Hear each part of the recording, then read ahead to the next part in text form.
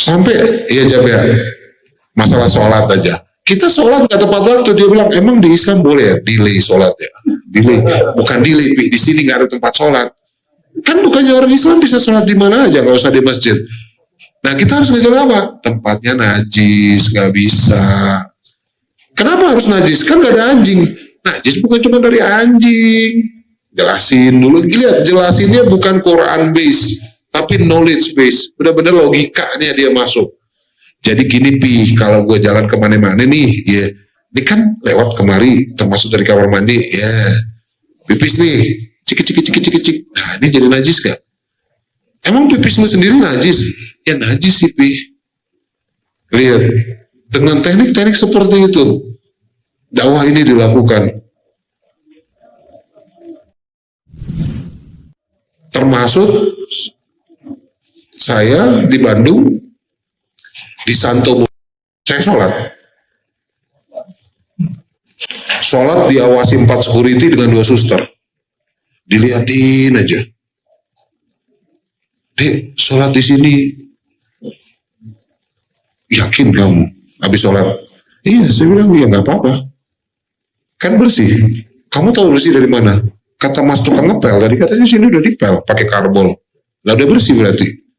Oh, kamu nggak basuh-basuh tangan dulu kayak orang mau sembahyang? Udah, di mana? Di kamar mandi. Emang boleh? Bisa, lah airnya kan bersih. Oh, terus kamu sholat di sini? Ini sebelahnya gereja loh. Di sini udah pas waktunya Bu. Saya sholat di sini, nggak apa-apa. Yang kan saya nggak sholat di dalam gereja Ibu. Lagian kalau darurat juga saya boleh kok sholat di sana. Dan percaya nggak percaya itu 2 security-nya masuk Islam. Dari cara ngomong gitu doang, lihat ya, diskusi enteng, remeh mungkin ya, recehan doang. Itu dan 4 security itu nggak ada yang ngomong susternya terus, karena yang satu kepalanya udah putih ininya nih, jadi dia udah kayak suster kepala gitu, manager level lah. Kan dia nanyanya banyak sekali, udah salibnya gede lagi kan, saya bilang iya, ya nggak apa-apa.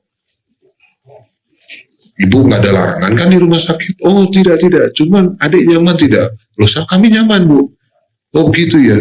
Saran saya sih Bu, kalau bisa ada musola ya kami sholatnya di sana. Jadi nggak di bawah tangga seperti ini.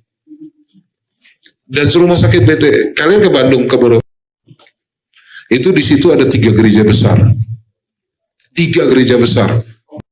Itu saking hebatnya, 3 gereja besar. 1 rumah sakit dan itu di Jalan Raya. Dia punya musola hari ini. Musola pakai kipas, ya dingin lah ya, dago lebih dingin dari ini. Pakai kipas, bersih, karpet, musola.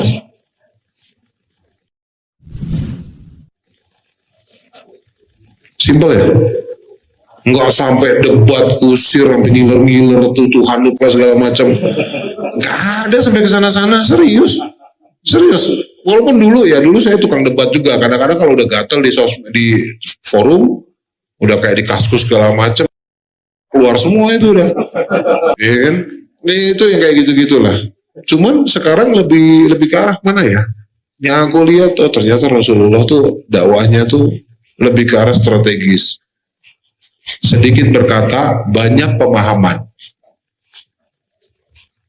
Nih, sedikit berkata banyak pemahaman, nggak pakai basa-basi, direct langsung beliau, nggak muter dulu, tuh hebat. Dan ternyata setelah banyak baca sirah, wah, sahabat-sahabat ini luar biasa. Lagi masa-masa kayak begini ya kan, lagi orang pada susah makan, politiknya lagi gonjang-ganjing juga, tambah lagi fitnahnya juga lagi kenceng-kencengnya gitu kan. Udah pernah dikatain akar gigi belum Pak? Saya sering Pak. Itu akar gigi nggak dicabut, sakit cabut, ya cukur kek. Jenggot punya siapa? Ya, jenggot lu sih. Lah, suka-suka gue. Nah, kadang-kadang jawaban simpel-simpel seperti itu. Kalau mereka udah nanya, emang ngapain sih lu berjenggot? Ini contoh teman kerja saya di Singapura. Dia nanya ke saya, berapa minggu yang lalu, masuknya berapa minggu yang, sekitar 3 minggu yang lalu. Kenapa kamu panjangin jenggot? Sorry, Indra, kalau saya bertanya sesuatu mungkin di luar konteks kantor. Saya bilang nggak apa-apa, tanya aja. Nggak, kamu kenapa panjangin jenggot? Itu kan bikin kamu susah masuk Singapura. Saya bilang saya nggak pernah susah. Lah saya cuma scan sidik jari sama scan mata. Oh iya, kamu udah setengah warga Singapura. Iya, iya. Nggak apa-apa saya bilang ke dia kayak gitu. Dulu kalau kamu nggak susah masuk Singapura. Saya bilang nggak ada repot. Ya kalau repot sekali 2 kali ya saya pikir itu wajar. Kamu ngapain panjangin jenggot? Ini perintah agama saya. Saya ngantor di Singapura itu pakai celana cingkrang. Waktu interview pertama saya datang pakai celana cingkrang. Saya pakai jenggot. Saya pakai peci. Perusahaan Amerika. Dan salah satu yang interview saya orang India yang semi-semi Yahudi. Karena dia orang Freemason. Waktu sholat saya tinggal, pas nomor saya dipanggil saya nggak ada, pas balik lagi saya nomor 4, udah nomor 7, wah nomor 7, tungguin ini habis, saya masuk. Kamu tadi kemana saya panggil? Saya sembahyang. Dia cuma nanya, kamu tahu nggak saya ini wawancara penting? Saya bilang, iya penting, untuk kehidupan saya penting. Kenapa kamu anggap saya nggak penting? Kamu tinggalin saya sholat? Saya bilang enggak.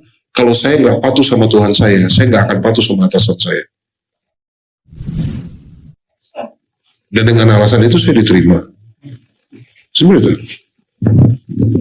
if I disobey my God who create me, so why do I need to obey you as my managers? Dan dengan alasan itu di antara 18 orang saya masuk. Dan butuh cuma 3 bulan naik pangkat manajer.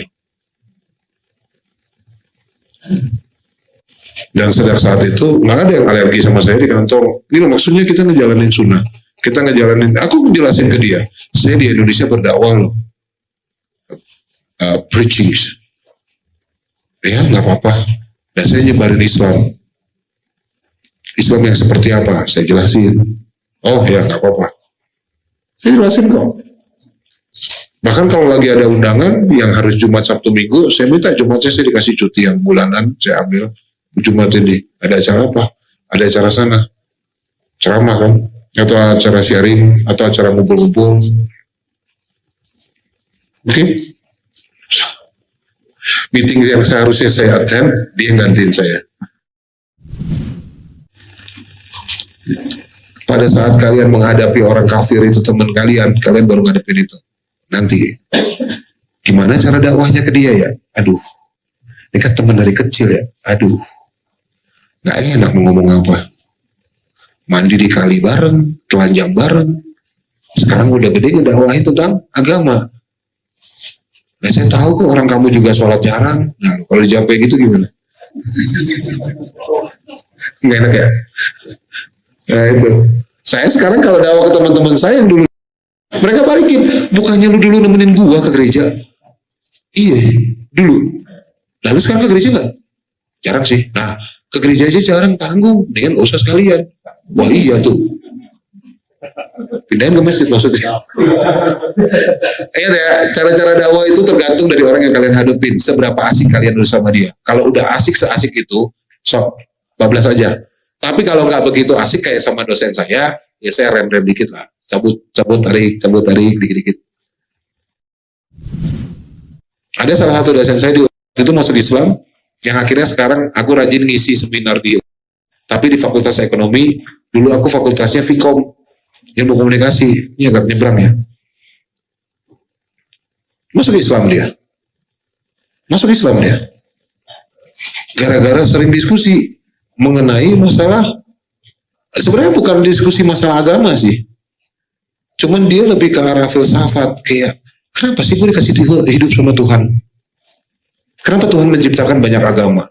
Padahal kalau Tuhan mau kan bisa satu agama aja, semua jadi pengikutnya, selesai. Nggak ada yang cerita orang kafir. Jadi kita nggak hidup di antara dunia yang mengata-ngatai orang itu kafir atau tidak. Ayo bisa jawab? Dapat kerupuk. Banyak. Lihat ya, pertanyaan ini akan kalian temukan loh. Mau nggak mau, langsung atau tidak langsung akan ditemukan. Kenapa Tuhannya orang Islam cuma masukin orang Islam ke surga? Kan kalau dia Tuhan semesta alam, semuanya aja dimasukin. Bagaimana dengan bayi yang lahirnya di keluarga Kristen atau kafir kata lu? Terus dia mati, atau anak-anak dia mati, masuk neraka. Nah itu kan gampang ya, udah jelas ya. Surga. Terus orang tuanya gimana? Ya orang tuanya masuk neraka. Kok Tuhan lu tega? Anak dipisahin sama orang tua? Ayo, jawab apa? Seru ya? Ini chit-chat atau tanya jawab cepat yang sering kita hadapin di lapangan. Percayalah 17 tahun itu bukan waktu yang sebentar. Yang ngadepin hal-hal seperti ini udah seru. Seno tuh sekitar 2014 dulu pertama kali latihan. Itu juga separuh berbahasa Inggris sama Yesus ya. Kita diskusi sama Yesus kan? Yesus Krishna. Dan setelah 6 tahun ya udah bisa cicat cepat, tik-tak cepat. Andi udah sering nemuin. Orang kafir yang bertanya kritis, dia mau masuk Islam. Orang kafir yang cuman, kok Nabi lu pedofil ya? Capek dah ini. Yang kayak gitu-gitu gak usah buang-buang waktu. Tahu dari mana? Jawab, ingat ya kalau udah ketemu yang cuman menghujat, jawab jangan kelamaan. Capek otak. Tahu dari mana? Kok Tuhan lu gak kelihatan? Tuhan agama lain kan ada bentuknya. Kayak gitu. Itu kayak gitu. Ya Tuhan mana bentuknya? Gak ada bentuk. Gak ada bentuk, lu percaya? Lu agamanya apa? Kristen. Bukannya lu ditulis tuh di Yohanes, terberkatilah mereka yang percaya tanpa melihat. Gampang kan? Simpel kok, short ke dia. Afalata akilun. Apaan tuh bahasa Arab? Lu kagak mikir. Emang artinya itu ya. Cuman lebih halus bahasanya. Cuman kalau ke dia ya udah, apa lu gak mikir. Saya ketemu aja orang-orang kayak gitu di jalan. Kadang-kadang saudara sendiri sih yang bikin gemes. Dia saudara sendiri. Orang Islam surganya insya Allah. Iyalah. Kan atas izin Allah. Yang punya surga siapa? Dia. Tapi kok gak ada kepastian? Ya atas izin dia. Ini rumah gue nih. Lu ke rumah gue. Lu saudara gue. Lu udah pasti bisa masuk kan? Iya. Tapi kalau gue gak izinin kenapa lu? Misalnya kaki lu kotor. Sama lu cuci kaki dulu. Ya gue cuci kaki lah. Ya sama. Orang Islam sama insya Allah. Dicuci dulu nanti di neraka. Dibersihin dulu. Baru masuk surga. Lihat jawabannya simpel. Analoginya sederhana. Jadi kita nggak usah ngebahas sampai buka Quran. Nyari dulu. Oh ini ada di Azumar. Buka dulu. Ayo. Lama. Lihat itu short yang tadi ini aku bagikan adalah cara-cara. Terutama bagi yang baru-baru masuk di Mall Center. Ini cara-cara efektif, cepat, ringkas, praktis. Kita nggak perlu belajar Bible. Ingat, setelah mati kita ditanya sama Allah tentang Quran. Bukan Bible, bukan. Belajarlah Quran. Hafalin Quran. Di sini ada Ustaz Angga, dia ngajarin tahfiz Quran. Tuh. Mana tuh orang? Wah, Gilang. Ya, Mall Center hanya lembaga, hanya alat. Ya Allah udah sediakan ladang amalnya itu di mana-mana. Di sini tempat kita sama-sama mulung amal. Kita sering bilang seperti itu, kita cuma mulung amal. Saya endorse juga, kalau yang lihat Instagram saya, endorse gratis, share story. Bayarnya gimana kok? Bayarnya mahal. Wih, berapa juta? Terserah kamu seikhlasnya. Kirim ke masjid terdekat dari usahamu. Pakai nama ibumu ke sana kau sumbang. Kok dapat apa? Ya gampang. Kau sedekah atas nama ibumu, besok ibumu doain kamu, nah kita kan kecipratan. Ya. Itu pemulung amal, itu caranya mereka bekerja. Yang tadi saya ceritain tentang kejadian di Terminal 3. Tutup, bayar dulu, selesai saya terbang lagi, kerja kan. Saya lagi kerja, saya terbang lagi. Ikut konvoy rame-rame enggak? Ya enggak. Tapi T3 beres dalam waktu 24 jam. Akhirnya apa? Fitnah nggak masuk. Ini sama seperti kita menyingkirkan batu di jalanan kan? Ini pemulung amal, caranya bekerja seperti itu. COVID pertama kali datang, nggak ada yang kepikiran bikin masker. Ini masker tali BH, mungkin kalian udah sering lihat juga nih. Ya. Ini tali BH beneran loh ini. Beneran, saya beli tali BH itu 1 ton. Beneran, Ustaz. Karena tali-tali BH ini, tali BH kan jadi ya. Masker tali BH ini menurut jurnal, waktu antraks menyerang di Afrika Selatan, mereka semua harus pakai masker berbulan-bulan. Dan masker earlobes yang dicantelin gitu tuh. Ada yang pakai nggak sih? Yang dicantelin di kuping, kan sakit ke kuping. Nah kalau ini kan ke belakang. Tali BH lo ya, lebar.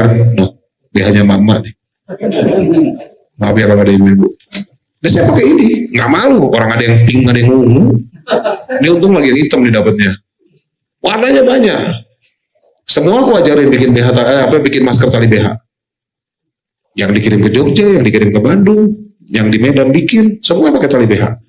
Karena pas ngedengerin jurnalnya, oh iya benar juga. Karena begitu itu gesekan itu mulai kegesek dan membuat luka, dan disitulah virus mulai masuk. Oh iya, tali BH. Itu cara pemulung amal bekerja. Ya nggak diharapkan tadi Ustaz Denok tiba-tiba jualan ayam, ya nggak usah. Kayak jualan juga seikhlasnya juga nggak usah dijalanin kalau nggak siap. Punya usaha, ngejalanin usaha, gimana sih supaya ngelatih ikhlas? Niatkan setengah dari keuntungannya buat ibadah orang tua. Udah gitu aja dulu. Gampang kan? Udah gitu dulu. Ibu bapak saya udah haji, ya udah paman. Bibi, sok. Gampang loh itu. Niatkan untuk ibadah. Karena begitu kita niatkan untuk ibadah, Allah akan bantu. Tadi di bawah sana udah ada yang nanya, gimana sih mulainya kok? Ya belajar ikhlas lah. Belajar ikhlas sama seperti kita dakwah kan. Belajarnya mulai dari mana? Dari ikhlas, dari ikhlasin dan membiasakan. Ingat dakwah itu bukan tugas ustadz. Ya, tadi kiai ke ustadz ya, bukan tugas mereka doang. Tugas kita semua. Kita juga bertanggung jawab. Dan Allah akan tanya ke kita. Ingat, semua yang Allah titipkan ke kita, kalau tidak bisa membuat kita lebih dekat kepada Allah, bisa jadi itu ujian. Mau itu pulsa kek, mau itu handphone kek, ya. Kadang-kadang saya tuh ngeliatin di dalam handphone, isinya apa aja. Nih deketin saya ke Allah atau jauhin ini. Itu loh, karena Allah akan tanya setiap rinci dan setiap detail. Allah akan tanya. Setiap rupiah yang ada di kantong kita Allah akan tanya. Dan kita mau orang kere kok, kere juga ditanyain, apalagi yang kaya.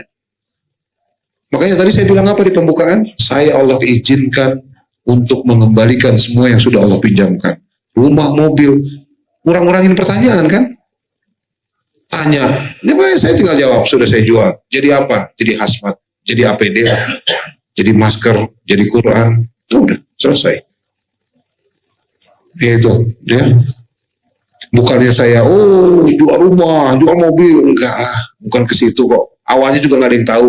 Dikejar sama TV One sampai ke Jogja juga Adi tahu kok. Sampai nggak mau saya ke Jakarta. Nggak usah lah. Apain sih? Dikejar-kejar aja. Cuman ya udah. Sampai Pak Kardi bilang ya ini biar orang belajar untuk ikhlas. Ya udah. Ya itu sih yang dari saya untuk tim yang baru bergabung. Ahlan wa sahlan, selamat datang. Dan ya inilah kita keluarga Mualaf Center Indonesia. Kita bareng di lapangan bareng, makan bareng. Ya, kalau biasa habis kegiatan suka makan-makan sama, ya di Jambi sama, di Medan sama, di Banjarmasin sama, di Balikpapan ya sama, di Pontianak ya sama Ustadz Lukman ya sama. Ya di mana-mana sama. Insya Allah sama kalau kita bergeraknya. Di Gorontalo ada sama, di Ternate juga sama. Kalau di Ternate itu kita ngumpul itu berempat dapat satu ikan segede betis saya. Taruh semua dia. Makan sama gini, makan bareng-bareng. Kalau di Jawa tradisinya kan kalau kondangan gini nih, dipaketin segitu, sekitar 200 gram nasi, tambah lauk pauk ya. Ada yang Jawa Barat biasanya prasmanan. Kalau di Ternate sana kemarin tuh pakai apa? Nampan. Taruh satu nampan ikan tapi, wah itu Masya Allah. Terbiasanya seperti itu, terbiasa seperti itu. Nggak ada yang bermewah-mewahan, ya biasa-biasa aja semua. Pusing bareng, kadang-kadang ya kita juga bagikan masalah-masalah di pusat itu, kadang-kadang kita bagikan ke daerah. Karena masalah di pusat itu sendiri banyak. Banyak Pak. Kita dijagain, nah Mu'alaf Center itu lembaga yang tidak berdiri di Kementerian Agama. Karena Kementerian Agama Republik Indonesia nggak mau ngurusin mu'alaf. Ya, jadi jelas ya, kalau ada yang nanyain, ini di bawah Badan Zakat nggak? Enggak. Kita di bawah Kementerian Hukum dan HAM. Kenapa rekening Mu'alaf Center pakai BTN? Kok nggak pakai bank syariah? Kenapa nggak mendukung syariah? Nggak anti riba? Panjang-panjang. Ntar dulu sini bos. Ya, kita di bawah Kementerian Hukum dan HAM. Siapa yang audit kita? Kementerian Hukum dan HAM. Mereka butuh bank negara kan, buat diakses. Kenapa? Karena kita sampai sekarang masih rutin ngirim ke Palestina baju-baju hangat. Kirim ke Syria juga baju-baju hangat. Jadi satu, jangan khawatir, jangan takut. Kita selalu tanamkan di orang nih yang baru bergabung biar juga dapat. Yang baru bergabung terutama ya, kita jangan sampai punya ketakutan apapun terhadap apapun di dunia ini melebihi ketakutan kita sama Allah. Sampai mati pun kita nggak takut. Ya ini banyak timnya kok, banyak orang-orangnya tanya ke senior-seniornya, mereka nggak pernah takut. Saya malah pamit dari rumah juga ya pamitnya mati. Ya. Doain saya jangan selamat. Kan laki-laki keluar dari rumah cuma dua kan, nafkah, dakwah. Dua-duanya jihad. Dua-duanya syahid kalau mati. Nah, kan enak kan? Doainnya jangan selamat. Iya kan? Doainnya meninggal.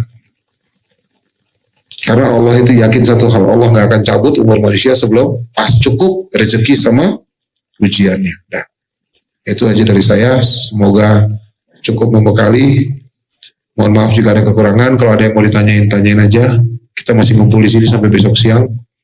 Barakallahu fiik. Assalamualaikum warahmatullahi wabarakatuh.